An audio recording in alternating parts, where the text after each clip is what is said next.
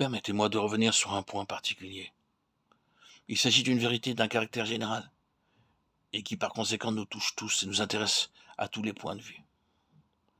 Dans la pensée éternelle de Dieu, c'est l'onction, et l'onction seule qui donne de la valeur à la vie. Ce ne sont pas les dons naturels ou acquis, ni ce que nous pouvons avoir hérité, ni ce que nous nous sommes appliqués à cultiver. Quand nous parlons de la valeur de la vie, nous ne pensons naturellement qu'à la valeur qu'elle peut avoir pour l'accomplissement du plan de Dieu. Ce n'est ni ce que nous avons de naissance, ni ce que nous avons acquis du fait de notre éducation qui donne à notre vie sa valeur fondamentale. Quel que soit l'emploi que, par la suite, Dieu puisse faire de toutes ces choses, elle ne constitue jamais une base essentielle d'appréciation en ce qui concerne le prix qu'il attache à notre vie. Cela ressort de toute évidence de ce simple fait, facile à constater.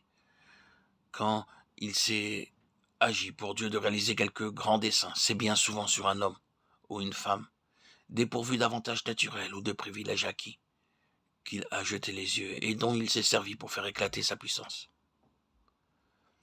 Il est exact d'autre part que Dieu s'est aussi servi d'hommes et de femmes qui devaient beaucoup à leur naissance ou à leur éducation.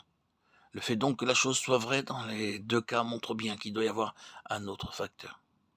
Cet autre facteur, c'est précisément l'onction. J'insiste, c'est l'onction qui donne de la valeur à la vie. Il faut que nous soyons au clair, une fois pour toutes, sur ce point essentiel. C'est très élémentaire, j'en conviens, mais je ne peux pas me faire à l'idée que c'est là quelque chose qu'il suffit de mentionner en passant. On peut évidemment se borner à voir là une proposition intéressante, quelque chose de juste, bon à noter et bon à répéter aux autres. Autre chose est d'avoir derrière soi, quand on en parle, le creuset d'une expérience positive, le douloureux arrière-plan d'une histoire personnelle avec Dieu, qui a laissé dans notre vie son empreinte ineffaçable. La vérité n'a du prix que si elle est assimilée, non pas intellectuellement, mais spirituellement. Et même alors une vérité comme celle dont nous nous occupons n'acquiert tout son prix que si elle s'est imposée à nous par la voie douloureuse de l'expérience. C'est ce qui nous permet de dire et de répéter, c'est l'onction qui donne de la valeur à la vie. Quand pour expliquer le succès relatif de son ministère, un serviteur de Dieu se met à faire état de ses dons naturels, des connaissances qu'il a acquises ou des capacités qui lui sont propres, il va au-devant d'un désastre. Tôt ou tard, ses yeux s'ouvriront à la tragique vanité de ces choses. Il se sentira perdre pied, et la situation dans laquelle il se trouvera lui arrachera ce cri. Ah, si seulement je ne m'étais jamais mêlé de l'œuvre de Dieu. Mais l'inverse est vrai aussi, et c'est un fait pour lequel nous pouvons bénir Dieu.